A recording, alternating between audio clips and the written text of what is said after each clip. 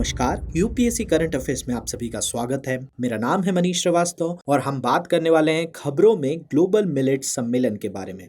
कृषि और प्रसंस्कृत खाद्य उत्पाद निर्यात विकास प्राधिकरण द्वारा ग्लोबल मिलेट श्री अन्न सम्मेलन का आयोजन नई दिल्ली में किया गया।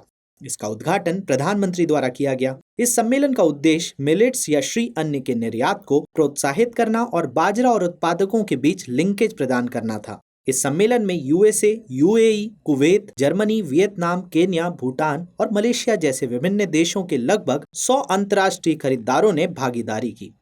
वर्तमान में भारत श्री अन्न का सबसे बड़ा उत्पादक और दूसरा सबसे बड़ा निर्यातक देश है। वर्ष 2021-22 में भारत ने $64 मिलियन से ज्यादा का निर्यात किया था। भारत नेपाल, यूएई, सऊदी अरब और यूएसए को मुख्यतः बाजरा निर्यात करता है।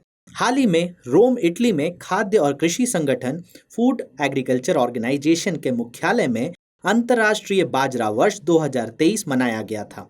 खाद्य और कृषि संगठन FAO द्वारा 160वें सत्र को अंतर्राष्ट्रीय बाजरा ज्वार दिवस के रूप में भारत के प्रस्ताव पर मनाया गया था। वित्त मंत्री निर्मला सीतारमन ने 2023 के अपने बजट भाषण में मोटे अनाज को श्री अन्न की उपाधि दी थी। साथ ही हैदराबाद में अंतर्राष्ट्रीय मिलेट्स इंस्टीट्यूट खोलने की भी घोषणा की थी।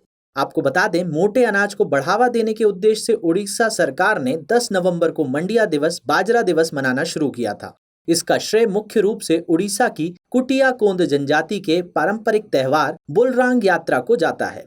श्री अन्न मोटे अनाज जैसे ज्वार, रागी, बाजरा आदि को कहा जाता है। कैल्शियम, आयरन, पोटेशियम आदि से भरपूर श्री अन्न सेहत के लिए बहुत फायदेमंद होता है।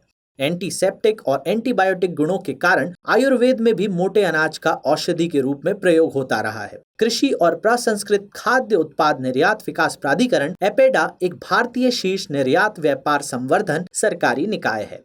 एपेडा देश में ताजी सब्जियों और फलों के निर्यात को बढ़ावा देने वाली प्रमुख संस्था है। इसे वाणिज्य और उद्योग मंत्रालय द्वारा कृषि और प्रसंस्कृत खाद्य उत्पाद निर्यात विकास प्राधिकरण अधिनियम 1985 के तहत स्थापित किया गया है।